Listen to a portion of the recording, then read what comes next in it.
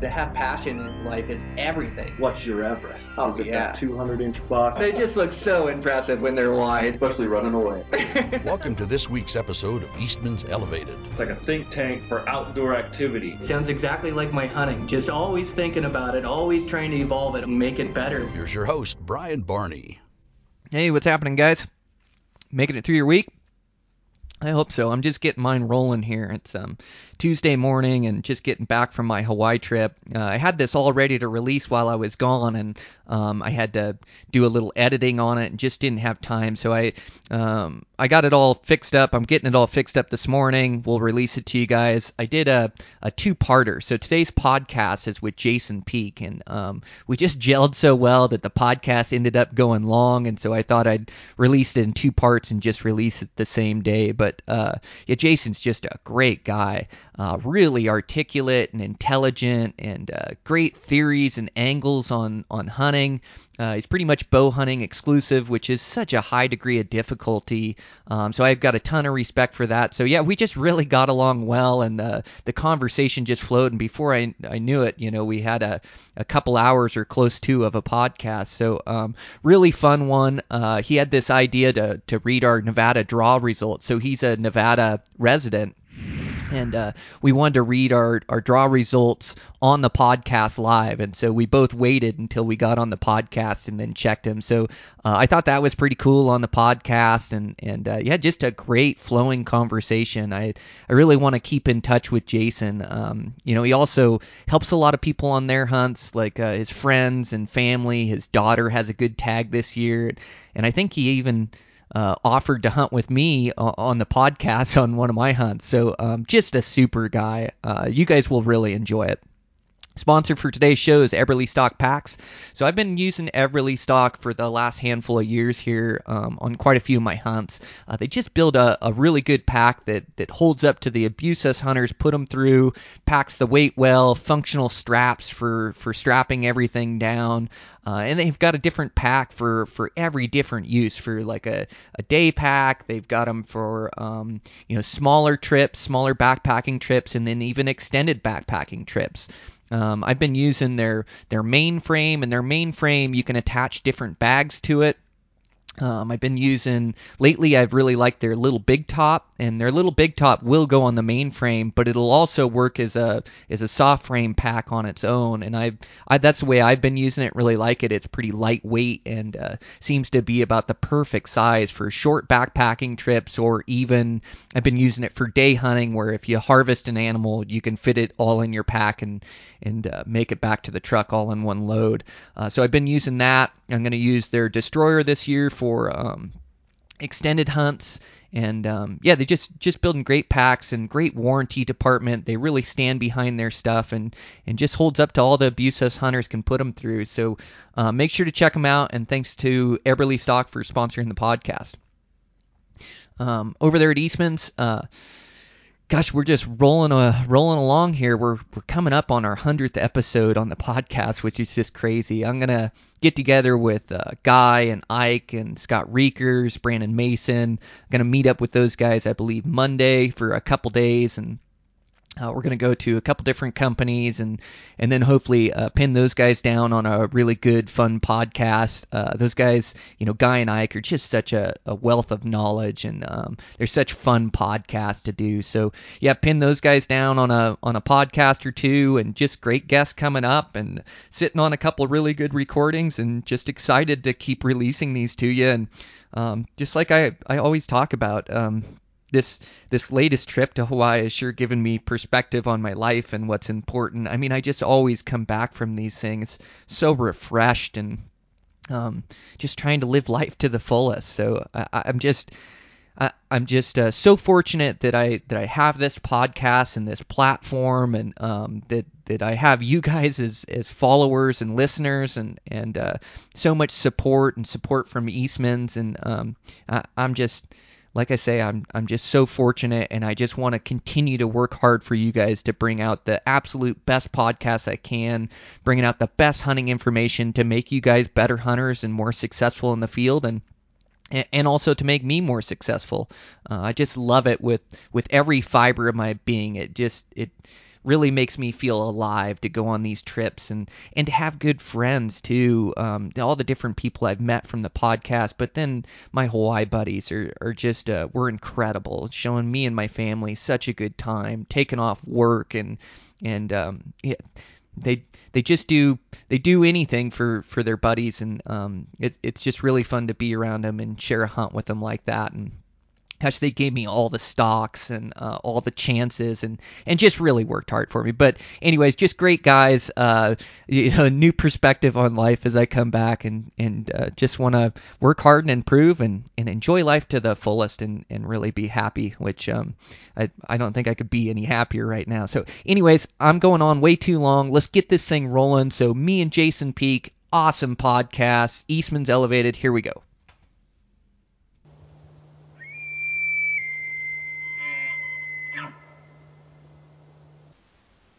Okay, I'm live here with Jason Peak.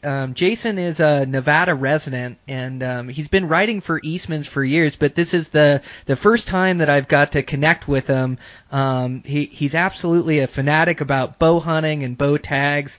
I just can't thank you enough for being on, Jason. I'm really excited for this.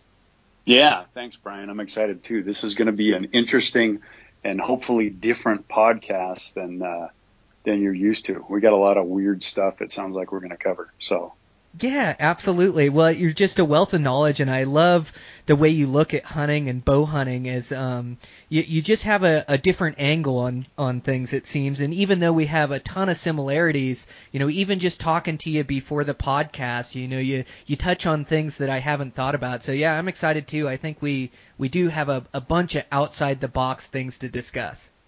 Good. Yep. I'm excited. Let's see if you and I are crazy enough together, or maybe people will just turn us off right away. Who knows? Right? Well, you never know. I think we'll at least get 5 minutes, so we should get through our draw. So this is killing me, Jason. So you had this idea, or you presented this idea that we do this podcast Friday, the day that the Nevada results come out. And you knew that I was really excited about the Nevada results, and I'm sure you are, being a Nevada resident. You know Nevada like the back of your hand. So we've waited to look at our draw results until we got on the podcast.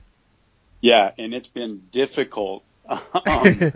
We've got a new system in Nevada this year. In years past, everybody could kind of look up everybody else's results.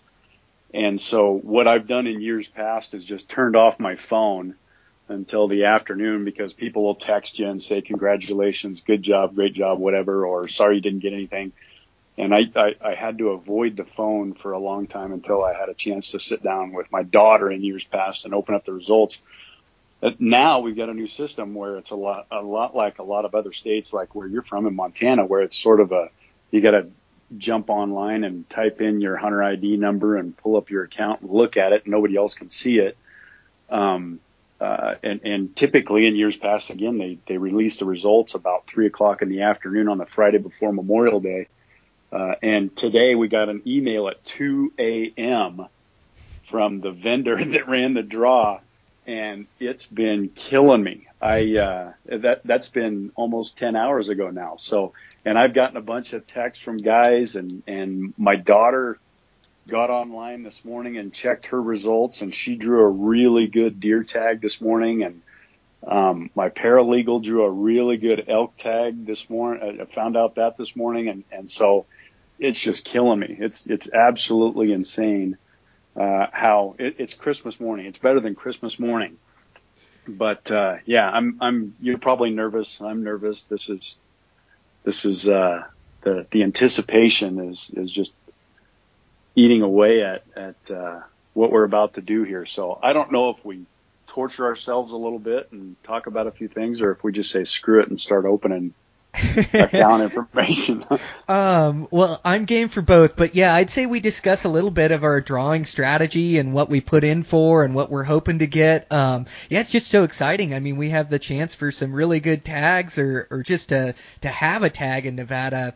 I love hunting your state down there, and it's been a couple years since I've been able to have a tag down there, so I got pretty aggressive with my drawing strategy this year for high country mule deer, and so I'm just really hoping I end up with one of my 5 choices there.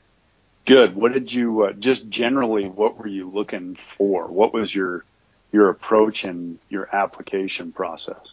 Yeah, so I've hunted Nevada. Let's see, I've hunted Nevada 3 times now, in 3 different mountain ranges, and really every place I've gone, I've had a quality experience. And one of my best bucks came from Nevada, came from like the Jarbidge Wilderness area and through there. And so I really like that north side of the state, the center part of the state, and the east side as kind of where I focused in. And so I've always had a quality experience, and they've always been really good deer numbers. Trying to find that mature deer in Nevada takes a little bit more effort, it seems like. Like you can go out and you can see 25, 50, even 100 bucks a day, but trying to find those bucks that go 5, 6, 7 years old, it seems like you have to venture and find these little hidden pockets that aren't getting pressure, or down off the main ridge line, down on spur ridge lines. And then once you can find those mature bucks, then you can start to hunt them. And so I've been fortunate. I've been successful 2 out of 3 times to Nevada. And the one time I was unsuccessful, I had a Colorado hunt following it up. But I just had a great hunt where I hunted 1 buck for the entire hunt. I had like 3 or 4 different stalks on them, and I just couldn't put it together on them. And so I left happy with that experience as well. And so this year, not drawing a tag for the last couple, I got pretty aggressive putting in for some units that I haven't even been in or explored, but just that look good to me and that I know hold good population. So for my tag, I got aggressive, and I'm looking for backcountry to go hunt. What about you? What was your game plan for deer this year? Well, yeah, and I had been kind of building points over the last few years, just putting in and more focused on my daughter drawing a tag. So this year I kind of, stayed close to home, which I live in Reno, so it's pretty competitive to draw a tag sort of right here around the immediate Reno area. But this year I kind of went out of my comfort zone a little bit, and you are right. There are some, the deer in Nevada are a little weird. You can drive right by a big buck that's in a bowl right off of a main highway and go bust your butt out in the middle of nowhere and see a bunch of animals, but not see a shooter. And then when you're on your way back out, you happen to look at the bowl that you passed on the freeway, and lo and behold, you see some antlers sticking up out of the sagebrush. And you're right. They're tough to find. And once they get into a little comfortable spot, sometimes they'll just stay there forever. And I know deer do that in general, especially those old guys. I just don't think they like to move that much. But for non-residents, we've got sort of a hidden gem here in Nevada. For non-residents, you can put in for that Ruby Mountain area. And in the last few years, it's been a pretty good draw odd, about 50% for the early archery season out in the Rubies, which is just basically east of Elko. And it's a backcountry hunt. And there's a main trail. It's called the Ruby Crest Trail. And a lot of people will kind of tuck back in there and go archery hunt that. And you can see some really big deer in velvet. And you got to bust your butt. And you do have to be a little bit picky. And you got to be a little bit senile to get out there and do it. But non-residents, I've encouraged a lot of people to go out and try to grab up that tag. And I think they give out like 400, my last check, I think they give out, about 450 tags, and they can't give away all of them. So sometimes if you go through the first draw and you don't draw anything, there is a secondary draw that Nevada has. And sometimes there are a few of those archery tags for that early season left over, and it's a great first part of the season hunt. It usually starts that second Saturday of August. So you could be out on the mountain, that August 8th-ish. I can't remember specifically what the date is this year, but you could be out there. A lot of other guys are just still getting ready for their hunts, where you can actually be hunting up in the high country that first week of August, chasing good mule deer, and they're still in velvet, and a lot of really good, big quality deer, and they're old deer. They just kind of come up from the ranches, and they'll spend the summer up at 10,000 feet. and wait till the snow pushes them back down, and you see some really pretty country, and you see some really interesting animals running around, and any luck at all, and you bump into a good buck and you get one on the ground, and then the fun starts. You get to hike him out, and you get to pack him out and all that stuff. But it's good to hear that you're focusing on the right parts of the state too. It sounds like you're pretty well dialed in some of the areas. Jarbidge is a great area. It's a really fun area to hunt. You don't get a lot of pressure back there during the archery seasons. I'm sure if you did it like I know you probably did it, Brian, you probably didn't see anybody for the whole time you were up there. If you did, it was just a real quick passing deal. Yeah, that's exactly right. Yeah, I didn't see any humans until I was packing that buck out.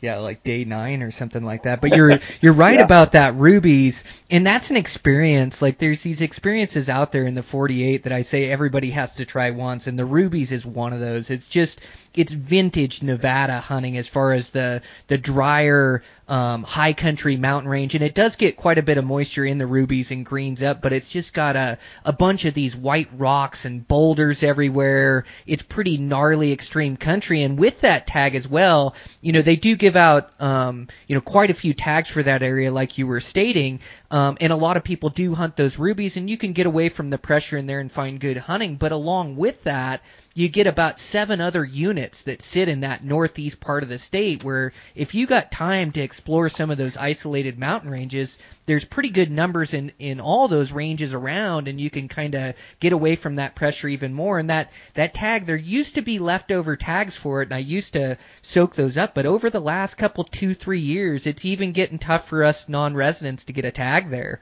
Yeah. I know. It used to be almost over the counter for non-residents about 8 years ago. I mean, it wasn't. It was. They couldn't get rid of them. So yeah, it was up until you're probably right, about 3 or 4 years ago, they started to sell out. And then you'll see a few of them that'll pop up on the secondary draw. Yep, I drew it once that. on the second draw. So yeah, what that is they allocate for residents and non-residents, and so all the non-residents ones were drawn, but the resident ones, there wasn't enough residents that put in for the tag, and so there's a leftover amount, and then they put those in the second draw. And yeah, usually there was tags that would come available in the second draw, and you're right, it was like a over the counter for non-residents, but it has picked up a little bit in popularity and a little tougher to draw, but it's still a high country mule deer hunt that you have really good odds of drawing, and you're gonna go have a quality experience. So I'm with you. I think it's a great unit that everybody should experience once in their lives. Oh yeah, absolutely. And it's not an area where you need to do a ton of scouting, because once you get to about the 3 or 4 or 5 mile mark on your hike in, regardless of which direction you come in, you're going to start seeing animals, and you're going to start experiencing what the rubies have to offer. So it doesn't require a ton of scouting. What it requires is a bunch of preparation ahead of time, and just talking to guys like you and myself and others that have hunted it, and just knowing what to expect and what to prepare for on the way in and on the way out. Because while you're up there, you're pretty locked in. Everything seems to come together, and it's not a place that's hard to move around. So if you spend a day or two in a drainage and you're just not seeing what you want to see, it's not hard to get mobile and move one direction or the other to get into animals. But it's so, people that are spooked about getting up there and not knowing where to go to find the animals are up there. It's not that. It's just a different hunt. You end up taking, I'm sure you did this too, you went up there and you wish you had a few things that you didn't bring, that you didn't think you'd need, and then you got up and then you had crap in your pack that you thought you would need, and it just took up space and weighed you down a little bit. So talking to people and kind of having an understanding of what to expect going in and coming out, that's more critical, I think, for that hunt, especially as a non-resident. If you're somebody that's not from Nevada and you end up getting that tag, it's not hard to pick up the phone or shoot an email to somebody and just say, hey, I need a little intel on not so much where to go, but what I should be worried about, and then off you go. It's like you said, it's a pretty good out-of-state quality hunt, and if you want to really stretch your lungs, there's not many places that are taller and better than going out in the rubies. So. Oh, absolutely. Yeah, you make a really good point, and that's why I wanted to get you on the podcast today, Jason, was just to talk about preparing for these hunts as we're looking at we're going to look at our draw status here for Nevada, and as drawing results are coming out across the West, guys are starting to find out that they have an elk tag or a deer tag, and now it's about putting in the work and preparing yourself so you're ready when that season comes. And so I thought you made some really good points about the Ruby, that it's not so much scouting, trying to find where the bucks are in that mountain range before you go, and also the season, opens August 10th, and so you're getting the absolute best dates to hunt high country mule deer before they start to shed their velvet, start to move to secondary living. I have found that in the higher pressure areas in Nevada, the deer do act a little bit different after August 10th, that they kind of know that they get hunted around that time of year every year, and so they kind of work out of those higher alpine basins and work down the ridge lines and work down a mile or two where you have to put in more effort to find them. And that's like with a lot of spots. You were talking about that, finding a buck off the highway in a bold basin, and you look over there and you find velvet horns, and these deer and these animals, they start to get to know the pressure, and they know any place where they get a stalk put on them or a hunter has a close call, that's the pressure that forces these deer to move to their next spot that they live.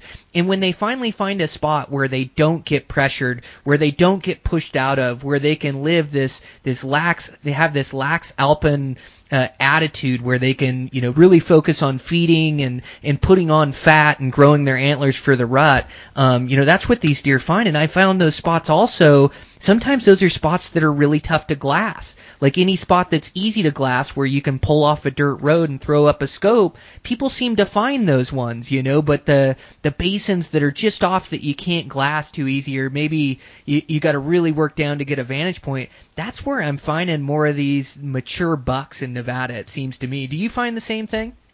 Yeah, and I would hate to know the number of deer that were hidden in a bowl just over the ridge that I didn't glass. I would hate to know the number and the size, but you're right. And I think that's consistent with deer for the most part everywhere. I think they go find their nice little easy resting place. They're deer, just like everything else, their main focus is just to survive. So all they got to do is worry about predators and worry about where they're going to get their nutrition, and everything else just kind of is secondary. They don't have to worry about paying bills or getting their kids to their soccer practice or any of that stuff. Their number one goal is just to avoid predators and eat. So if they can find places like that, the predators aren't getting to them that easy, and they've got all the other stuff that they need just to kind of keep their belly full and keep warm, they're going to hang up there and they're going to stay there. And I agree with you too. I think there's something a little bit more to, they've got a calendar in their head, and maybe they have internet access or something, but they always seem to know right when the season's about to crank off, and they start moving and they start getting nocturnal and they start hiding in their places where they know they're not going to be bothered. And I agree. I think there's something to, Mother Nature is helping them out somehow, some way, because they do get a little bit more protective of themselves, I guess is the best way to put it. But it is interesting that you say that, and I don't think that's probably unique to Nevada either. I think that's pretty much anywhere. I think that's just deer in general, but more so in those alpine areas. I think as long as there's not another predator in the area, like a mountain lion or something like that, I think the weather is what pushes them around more than any human contact or anything like that. So you get up in those high alpine spots, and you just kind of stay as low key as you can, and just kind of be very observant of everything that's going on around you, you'll find those big bucks. I think you'll see them, you'll find them, and you'll start to pattern them, and you'll notice that they've got their habits just like everything else does. And unless there's something that's going to spook them out of there, the only other thing that I think is going to move them out is going to be weather. I don't think much else is going to push them out of those areas in August. I do have to say that being up in the Rubies, I've been up in the Rubies hunting in the middle of August, and it snowed on me. Now, those deer are kind of built for that. They're not going to worry too much about a day or two of snow on them. But yeah, it's once they can feel the sun getting a little bit lower and the nights are getting a little bit cooler and that rut's coming up on them, they start to get out of those higher alpine areas and moving lower, like you said, and they get harder to find. But yeah, if you put your legs to work and get up high, most of the times once you get there, then the work is almost done. You start finding more animals and can pattern them a little bit easier. They're kind of in their routines a little bit more, and not much is going to push them out. So. Yeah, well, yeah, they start to tighten up their programs a little bit, and I think also, they start to shed those red coats. Those red coats, they're really easy to pick out, and they start going gray. Yeah. And those mule deer are really tough to see, and the Nevada deer, just like any mule deer across the West, but they're not afraid to hide in the wide open. Some of those isolated mountain ranges you guys have, there won't be a tree for miles, and those bucks will find little spots where they can lay in the shade or hide in the sagebrush, and they're not afraid to hide in the open. But you'd mentioned, just taking your time, getting your elevation up high, and then just really spending time behind your glass and being, low impact up there. You want to make sure you're not skylining yourself, make sure that you're not walking through the middle of good mule deer habitat, like the middle of those basins where they want to be living, and you kind of, you peek over ridge lines here and there, and you sit down and you glass, and you just kind of pick it apart, and yeah, you pick out those bucks, and especially if you're a bow hunter in that early season, the bucks do tighten up their programs and do start to feed more nocturnal, but they get up throughout the day, and they change beds, and they'll feed around a little bit, especially more so than right before the pre-rut or right before the rut, like in October, where they really go nocturnal and shut it down, or hardly show themselves during daylight, out in the open. But that early bow season, you can catch them throughout the day, kind of changing beds and shifting around, or maybe getting a bite.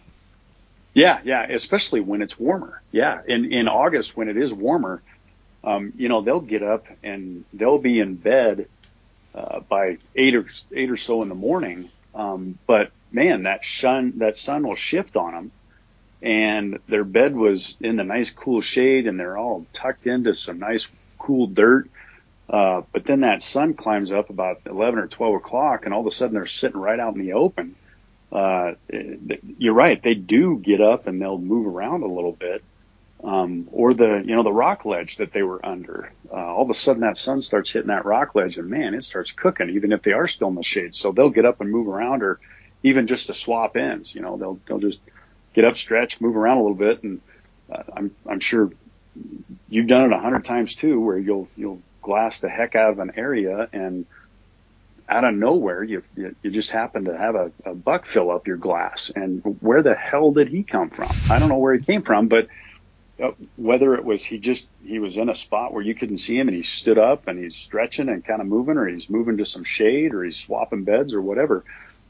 That's it. It happens quite a bit. So that's a benefit of hunting a little bit in a little bit warmer weather, is they'll move a little bit more during the day. And in hunting other states, I've hunted in Arizona a little bit too, and during the summer, they'll go to water in the middle of the day. You'll see a buck coming down out of the mountain to go down to the stream at 10 or 11 in the morning, and then again at 2 in the afternoon just to water, and then he'll go back up to his bed. So you never know. In those warmer months, even at elevation where the temperature is going to be a little cooler, it does push them around a little bit. That sun and that warm weather can get them going. Especially, like you said, when they're starting to change out their coats a little bit and shedding that red coat and starting to put on that big beefy pelt they got. Yeah, that gray coat sure blends in good. But Man, you mentioned those deer moving their beds, and I think that's across the board as well. And in all the high country states, you mentioned Arizona, but Colorado, Wyoming, Utah, Idaho, like all these places, these deer have these same tendencies in the high country, and you can almost count on it that those bucks like to change beds. And so I don't like to stalk a buck in his first bed. When I'm sitting on a vantage point, I'll spot a really good buck, and he may bed down sometime between, and it depends, sometimes they can be bedded at first light, but a lot of times 8:30 to 9:30 they're going to find their first bed, and they'll lay down in the shade, and they'll lay there. And as a rule, I usually will not stalk that buck in his first bed, also because I want the directional winds to come up to kind of cover my sound. I want the thermals to get stronger uphill, but all of that is mainly because those deer will change beds in that mid-morning, that 9:30 to 11:30. It seems like those deer want to get up, and sometimes they just switch a bed inside the timber or inside the basin that they're in, and then sometimes they'll go more than a mile up the hill and gain 1,000 feet of elevation and bed in a totally different location. And so I like to really wait for those bucks to find their afternoon bed before I'll make a play on them. Do you find that as well? Yeah, and I think that's a very good point. But secondarily, I don't like to go in on them right when they bed too, because number one, like you said, you might lose them during your stalk, and then when you get there, you're stalking on an empty bed, and you don't know where the heck that deer went. But number two, it's good to let them get settled in. I've slept on deer before, give them a couple hours, lay down and take a nap. If they do bed in that area, let them get comfortable, let them get settled, let those winds get going the right way, but let them get settled in. So yeah, I think giving them some time, you do two things. You make sure that that's where they're going to bed down. And then number two, if they do get up and move, you're on them. They make another mistake and get into a spot that's dangerous for them. You're there to capitalize on it. So I agree with you. I'm not a big fan of, hey, he's bedded, he just laid down, let's get going. It just doesn't seem like that ever works out, because he'll get up and move again, or he's not settled in, and you make one sound going in on him and he's on alert and he's up and gone. Or the patience game, especially for bow hunters, the patience game, it's very beneficial to sit on a buck and let him get settled in, or see if he moves. And if he goes to that second bed, I usually don't give him that much time on that second bed, because I think you're right. I think once they get into the first bed, it's not quite what they want. They go to another spot, and either they find the right spot, or they just don't want to get up and move anymore, so they make do with what they got. But in that first bed, I think it's always a good idea to sit on them and let them either get comfortable, or see if they don't get comfortable and get up and move. So many times I've run in and tried to get something put together on a buck that just bedded, and it doesn't work on that first bed. Yeah, elk are meant to be hunted aggressively, but mule deer are really meant to be hunted patiently. I have this saying when I'm hunting bucks, is I always say patience kills the buck, and that's whether you're choosing a stalk, on the stalk. But the mule deer, you have to hunt them so methodically and slow and planned out and precise, and so quietly, and you're just not allowed to make any mistakes, it seems like. And so I really love that chess match back and forth of trying to get that right. And like you said, just watching that buck and staying with that buck in a good vantage point, the longer you watch and wait on that buck, and maybe even his second bed, he's not in a good spot, but if you can just be patient, that buck will put himself in a bad position. He'll make a mistake, and if you're there watching and waiting, you can capitalize, to where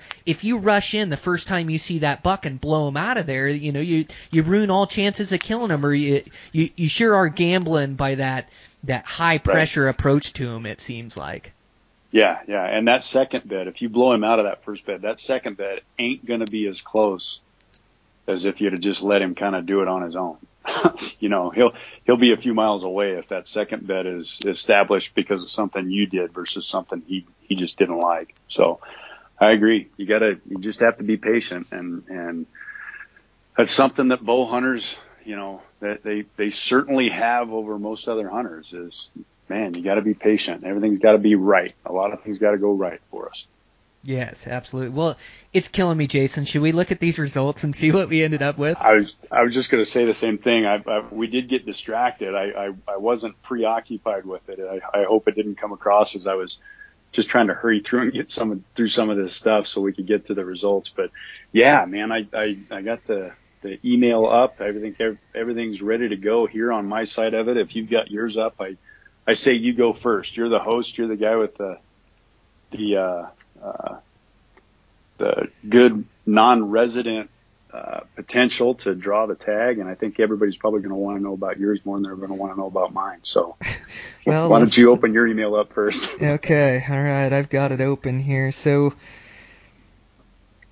I did it. I ended up with a non-resident mule deer antler result successful. All right, on. Baby, good baby. Oh, cool. What's your date? What are your dates? August 10th to September 9th.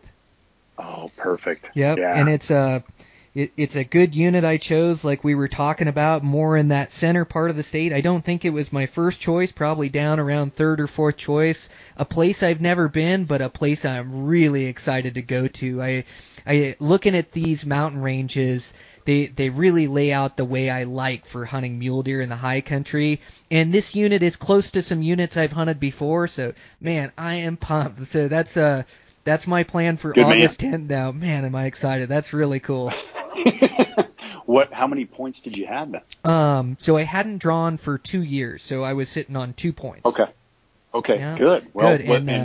And was it a spot that had were you thinking the odds were going to be a little bit long for your 2 points, or was it something you were kind of right in the wheelhouse for? I think it was right in the wheelhouse. I got pretty aggressive, so yeah, I was figuring I'd draw one of these tags, one of these places, but this was definitely higher on my list. This probably isn't my fourth or fifth choice. This is probably my second or third choice. I really liked how this one laid out. So yeah, northern part of the state, man, that is just awesome. I love your guys' state for high country mule deer. It is one of my favorite places to hunt. So I'm super excited. I didn't draw sheep and I didn't draw elk, but that's okay. The one I was really after I got. So, well, good. I hope the good luck continues. All right, you ready? I'm ready. Here we go. Oh man, this is that. It's like sitting on that buck and watching him rock forward, and you know he's going to stand up. All right, let's see. Nothing on Silver State. I put in for all the. Oh wow, looks like I got blanked. Oh no, that's too bad. Well, good. Looks like I'm going with you. Let's see. Lots of not successfuls. Yeah, looks like I got blanked, Brian. Dang it. Man, that's too bad, Jason. These tags are. You handle it the same. I'm sure you've handled a lot of unsuccessful over your years of putting in for applications, but yeah, these tags are just getting tougher and tougher to draw, aren't they? And when we do end up with a tag, we really can't take it lightly. Like you got to really try your hardest to prepare for it and enjoy the experience and embrace it, because they don't come as easy as they did in years past. But yeah, sorry to hear that, man. You didn't draw, but you are welcome with me. Oh, don't worry. You're looks like I'm going to be carrying your pack for you. No, that's okay. I did, like I said, I sort of took a couple of different chances on some stuff, and in the sheep tags, they're just so hard to draw. I think I've got 17 points for all the 3 different sheep we have in Nevada and the goats, the mountain goats. And so, it's just really competitive for those bigger animals. And of course, because I'm on the wait list for elk, I didn't get a chance to put in for that. And then this was the first year that I could put in for antelope again after my waiting period ran. So I had 0 points on that one.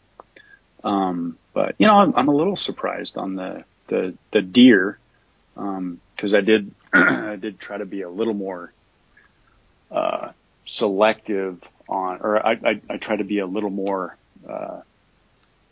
not going for the lottery picks. I had I think 1 or 2 safe picks that I had tucked in there. So, but that's okay. Hey, you know what? I got you, I got my daughter, I got my paralegal. Everything's going to go good. So we're still going to be able to pull some stuff out of the mountains, I hope. Yeah, for sure. Yeah, congratulations to your daughter. That's going to be a fun hunt. Yeah, well, and there's and then a guy has to look towards the over-the-counter opportunities, and it's a little early for that as we just found out our tag results, but, there's some good high country mule deer hunting just north of you there in Idaho. I found a good unit in there last year. So, yeah, if that's something you're interested in, too, let me know. Have you ever hunted Idaho for deer?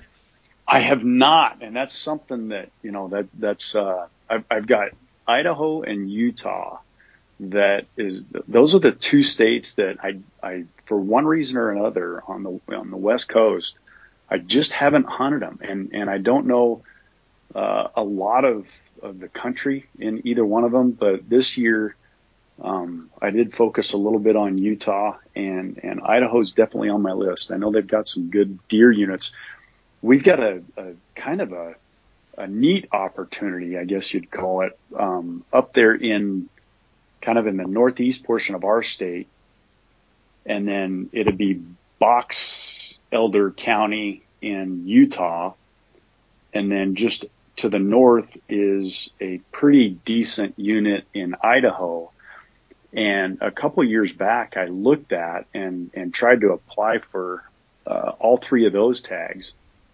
And talk about getting one heck of a hunt put together, going around and just jumping from one state line to the other state line and making sure that, you're within season dates and all that stuff. But, man, you could right there in a real tight area, you could hunt 3 different states with 3 different tags if you were lucky enough to draw all 3. And, talk about an epic experience. I don't think at least when I tried to plan it out, I don't think you could hunt 3 successive weeks, 1 week in each state. I don't think that was possible with the way the dates ran. But yeah, that's something that I've been interested in trying to pull off. And that Box Elder County in Utah, I know is a fairly decent unit. There can be some decent bucks that are in there. And then on the Idaho side, it sounds like there's some good animals up on that side too. So Idaho would be a great opportunity, obviously, and it's such a nice, easy drive to get up there. It's not that far for us. So yeah, I don't know why Idaho was my last holdout of the western states to hunt as well. I was just kind of overwhelmed because the big bucks came from everywhere across the state, and I had a tough time kind of pinpointing where to go. But I didn't draw any mule deer tags last year, and so I dove into Idaho last year. Hunted it in the high country and ended up harvesting a really nice buck and found some really cool high country spots and a place I definitely like to go back, and it's over the counter. And so that was really neat. And then I saw a lot of elk, like just scouting. And after I harvested my deer, my cameraman, he had a deer tag as well, and we kind of switched places. And so I killed my Idaho deer, got him back on ice, got out of the high country, and we kept hunting. And we just saw the bull that I dream about harvesting, the one I still want to get with my bow, just that 360 plus giant bull. Wow. And he was just feeding in this bold basin this one night all by himself. We were probably 40 minutes away from him and had an hour and a half of light, and it was just like, I know we can kill that bull, but neither one of us had a tag.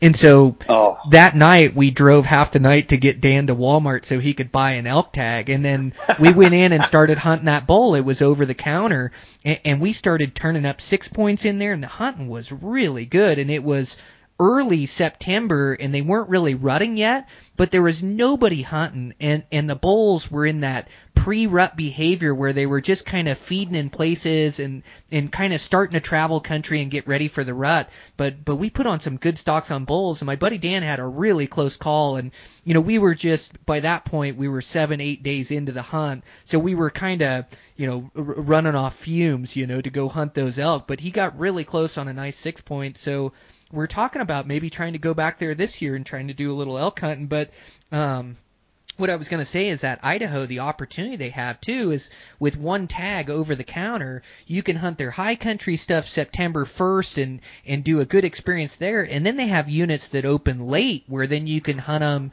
in November and December during the rut with your bow. And these units are bow only in these units, and Right, we found right. some good hunting with Dan late, in the December hunt or in the November hunt. There's some good opportunity there, and so it's pretty cool too when you get a tag that's good for multiple seasons.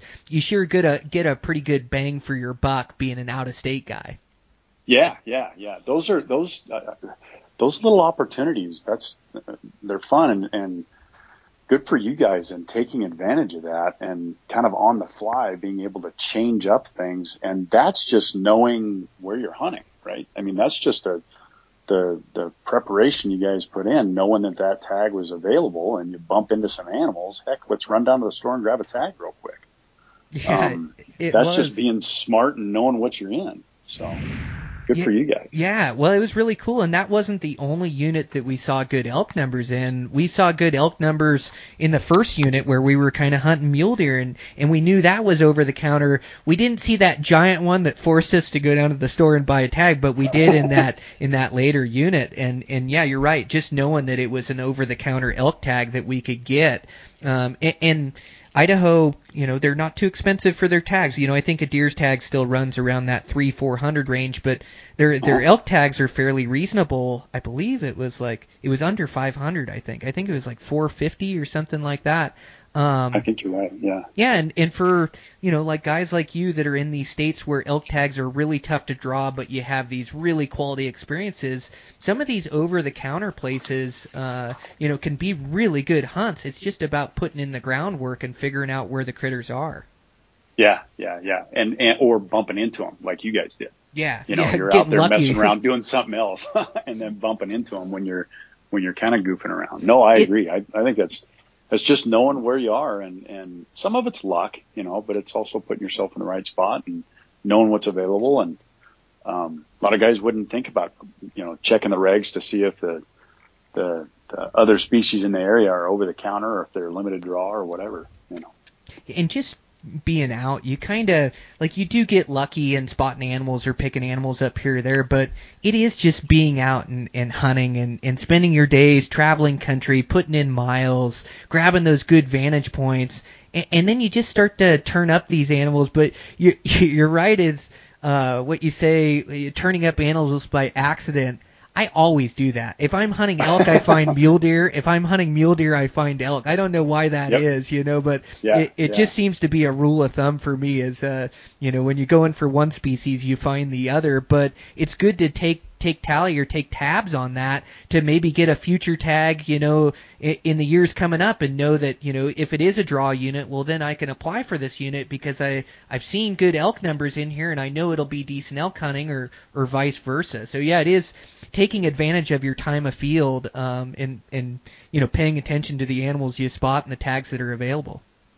Yeah, I agree. I don't think there's, there are opportunities like that everywhere. Every state's got opportunities like that, where you just happen to stumble into something and how fun was it when you realized, holy cow, this is an open unit for elk and we just saw a really big elk. Let's run down there. I mean, that had to be kind of a surreal experience. It's almost like, somebody giving you the keys to the candy store. All of a sudden you got another opportunity that just smacked you in the face and everything seemed to kind of fall right into place where it was supposed to fall. Yeah, absolutely. We did. There was the music was blaring on the radio down to Walmart. Yeah, we were in a pretty good mood, like you say. You feel like you got the keys to the candy store.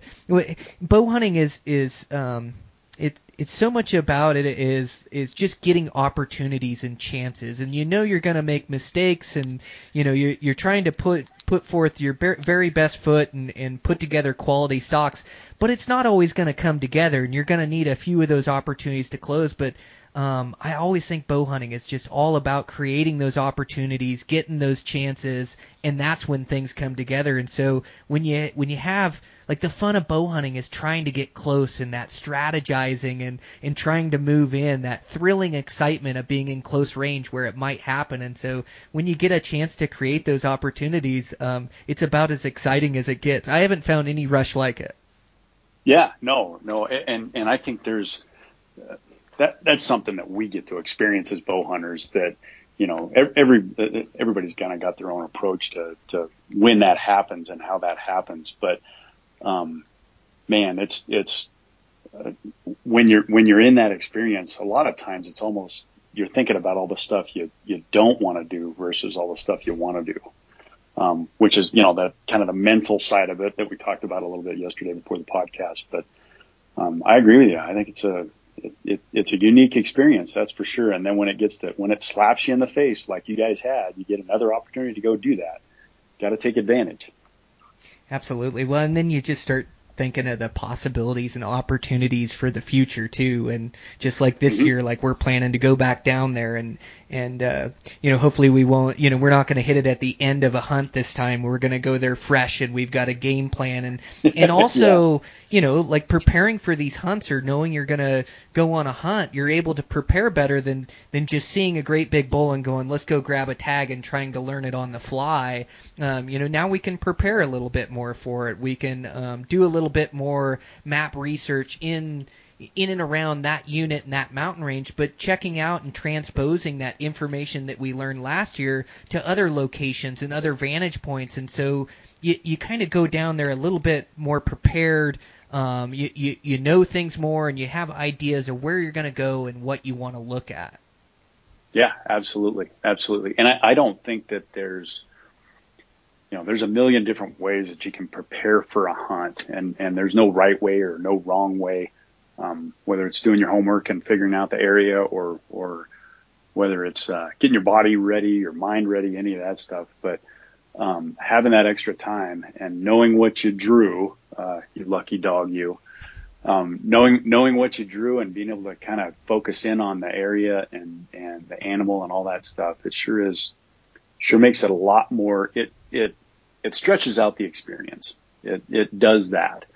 And I don't know if you're like this at all. I kind of am. Sometimes when you get to the hunt, a lot of the fun is just getting ready for it. And then once you're actually take your first step up the mountain on day one of an extended hunt, you do have to kind of check yourself, but you almost don't want it to start in a weird way. You kind of go through that weird, okay, this is it. I don't want it to be over too fast. I want it to be everything that I hoped it would be. But you do. All the preparation's done. Now the doing is starting.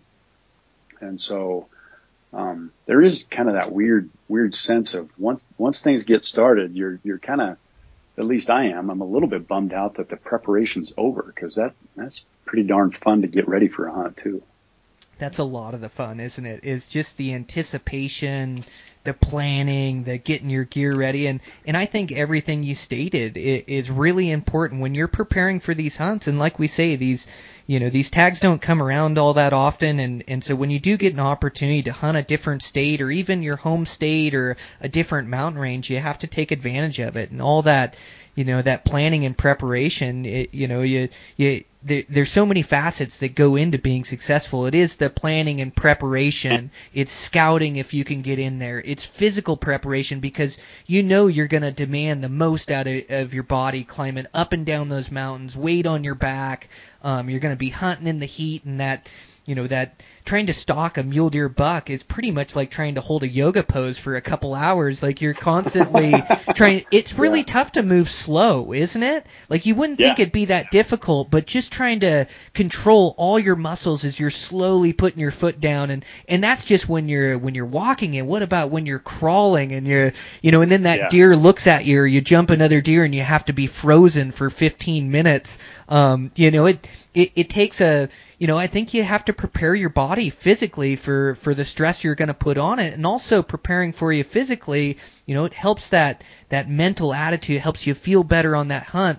And you can make a case for any of these being the most important, but I think that mental game, that mental aspect, and preparing yourself for those hardships you're going to face, keeping yourself in a good mood, I think that's the key to consistent success.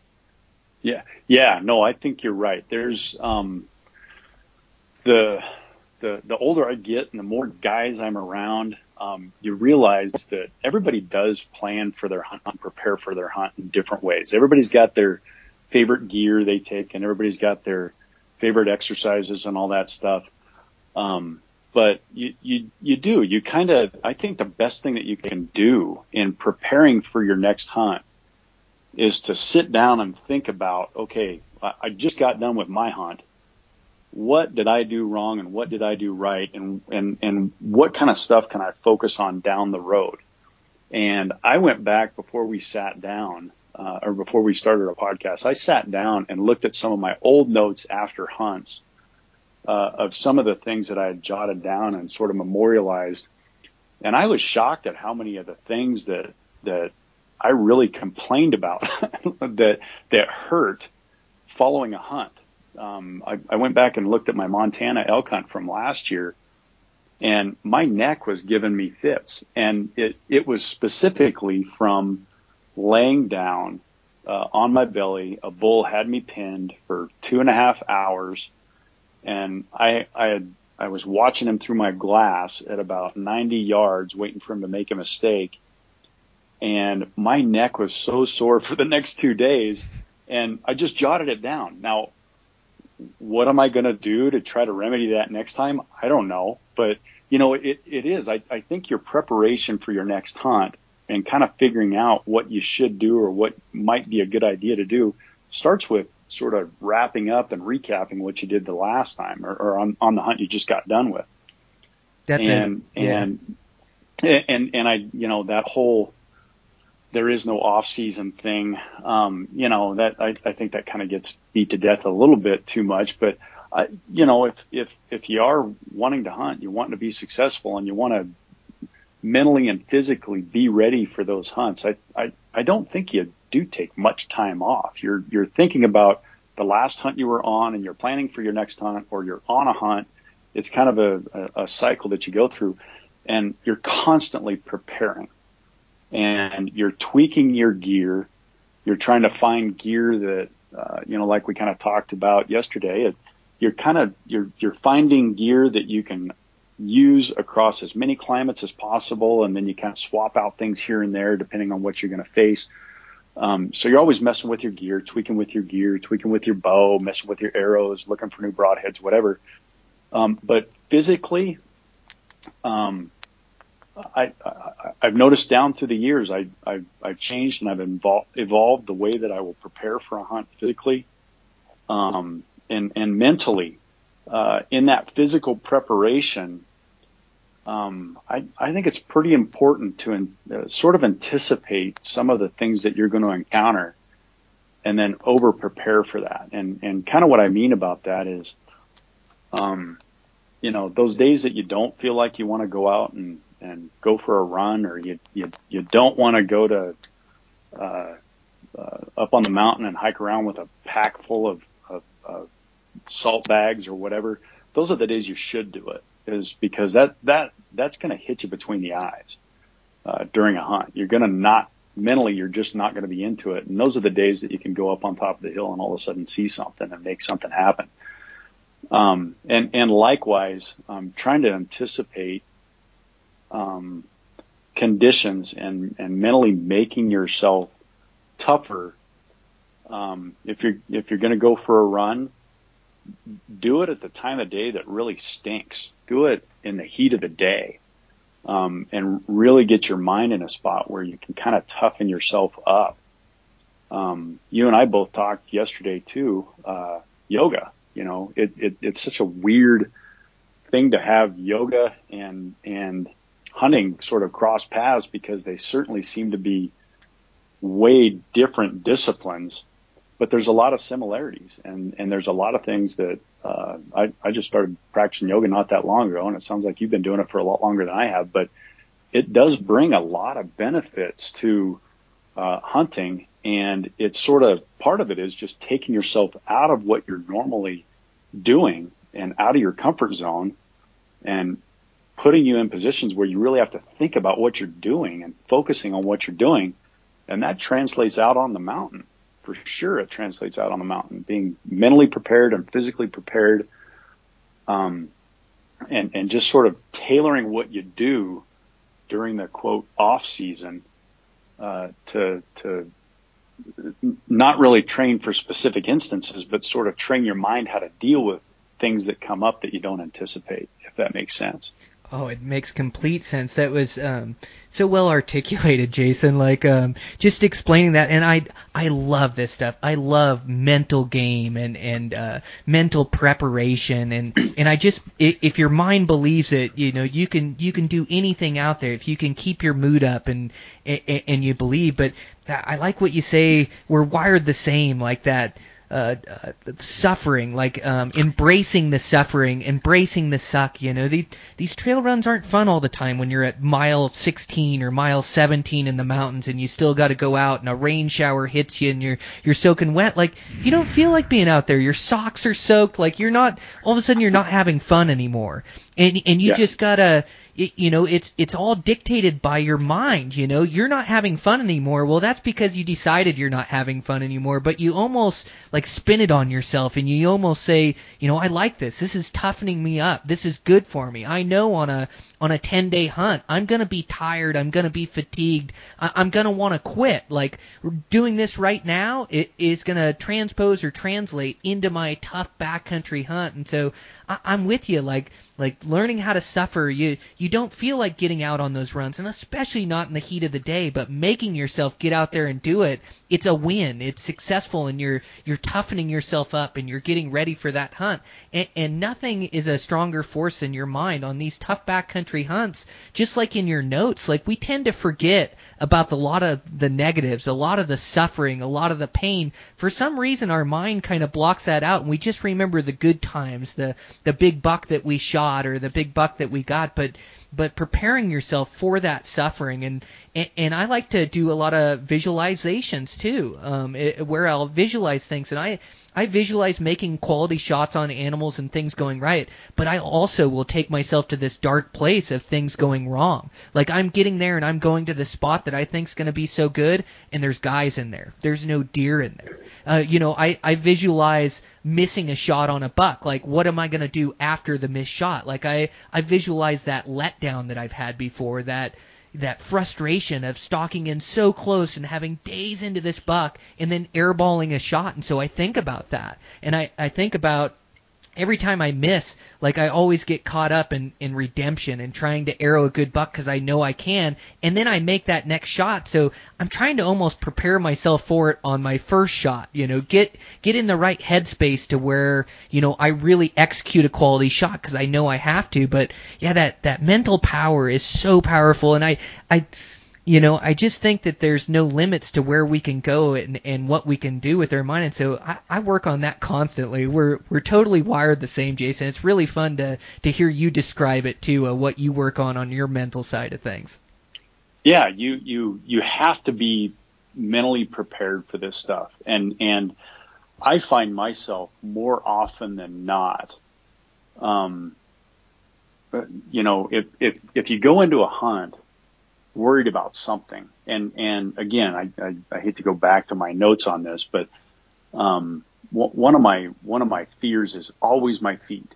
If your feet fail you, it's really tough to cover a lot of ground, no matter what the terrain's like. So I really worry about my feet, and I constantly try to toughen up my feet, and I wish I had tougher feet, and that I didn't get blisters and all that stuff. But if I go into a hunt worried about my feet and taking care of my feet, usually things work out okay. If you pay attention to the details like that and make sure that you're cognizant of what's happening with just focusing on your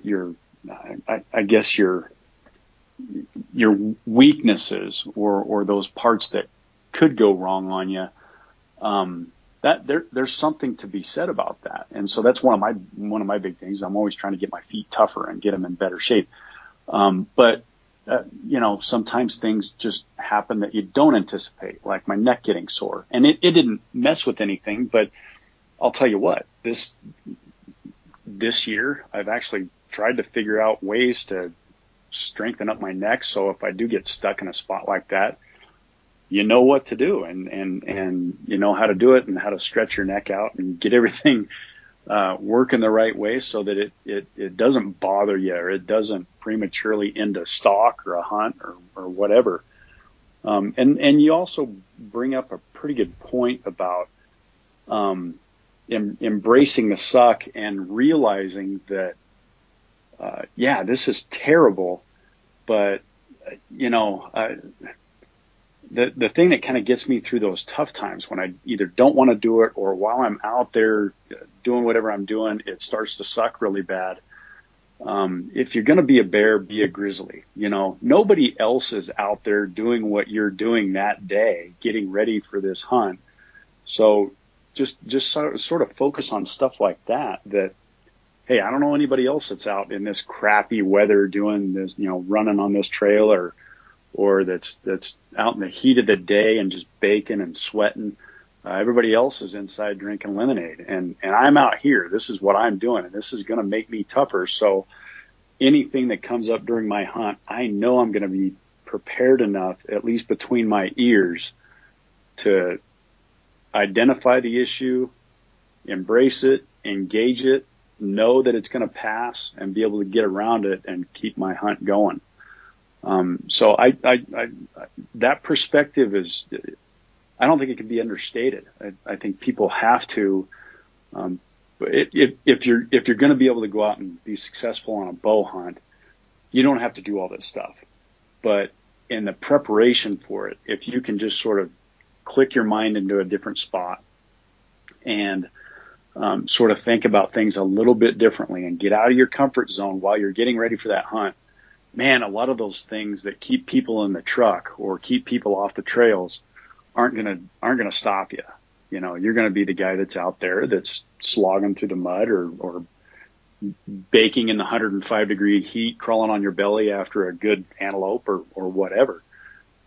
So I don't think that I think the preparation part of it, the mental preparation, is a big deal. And I'm a big believer in really trying to get yourself outside of your comfort zone. And that's why, like we were talking about the yoga practice, I was the last guy on earth anybody would ever see in a yoga class. But it was something that I just thought, hey, why not?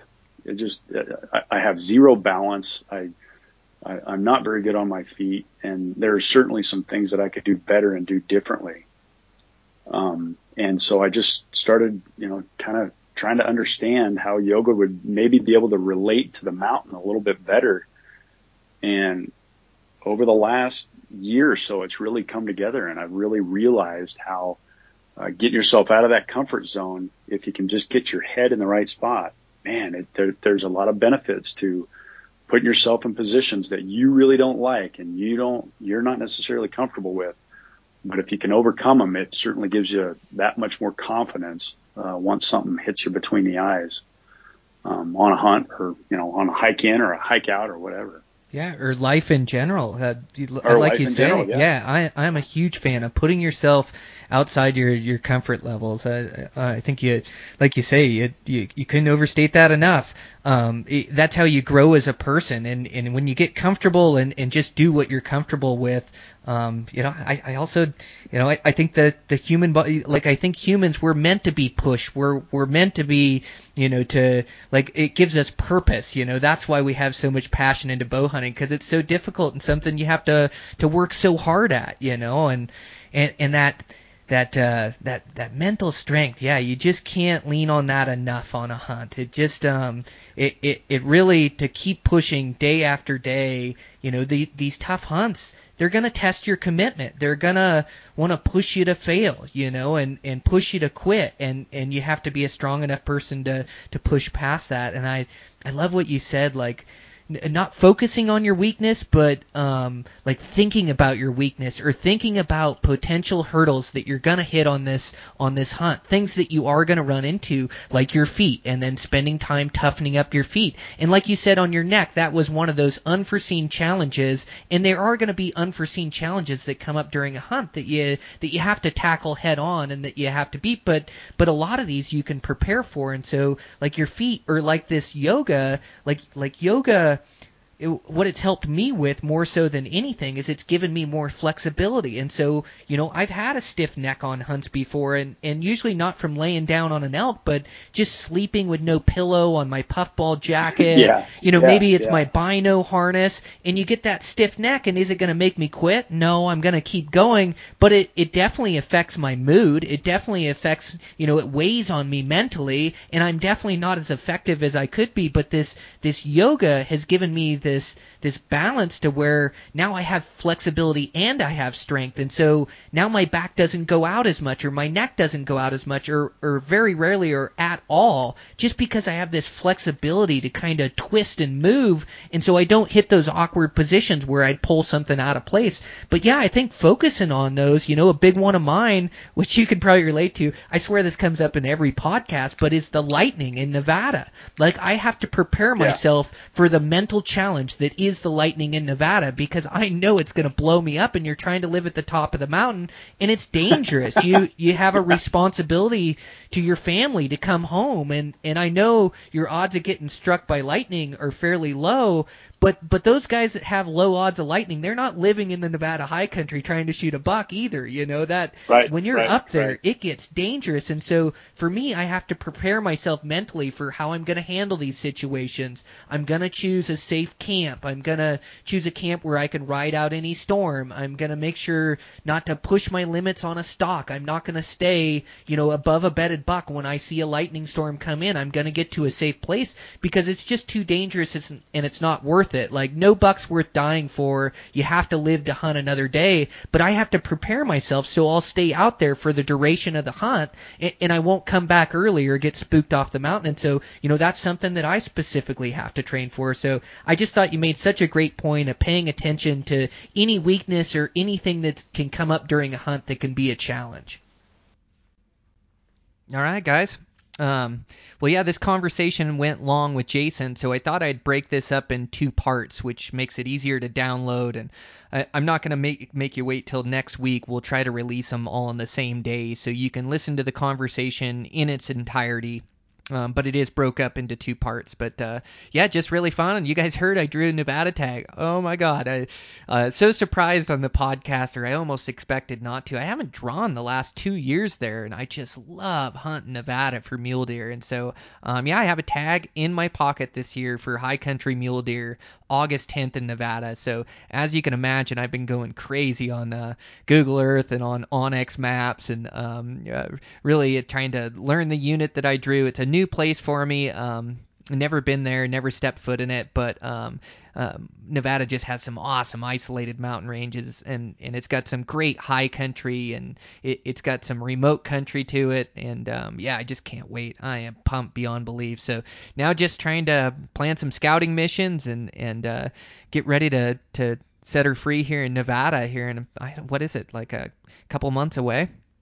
August 10th. Let's see, it's June 1st here today, or June 1st tomorrow. So yeah, I'm going to release this as I'm in Hawaii, so that's why I'm doing this early. But yeah, just really cool. Just really fortunate. These tags, they just don't come all the time anymore, and so they're getting tougher and tougher to get. So when you get the opportunity to go explore a new place in the lower 48, up in the high country for mule deer, for any species for that matter, I just can't wait to immerse myself in the experience and have fun with it. So thanks a bunch to Jason. Really enjoyed the conversation. He has so much knowledge about Nevada. And I really like his approach is different than the average guy, and he really thinks about his preparation, and so preparing for a hunt just made for a great conversation. Sponsor for today's show, Everly Stock Packs. Thanks to those guys again, just building great packs. Can't wait. I'm going to use some here in Hawaii. And like I've been telling you guys, I got a couple different models for this season that I'm trying out. I've been using that little big top here for bear season. I really like that one. So I think I'm going to be able to use that for a lot of mule deer hunting as well. But just a great company. They build durable packs that pack the weight right. And so can't thank those guys enough for sponsoring the podcast.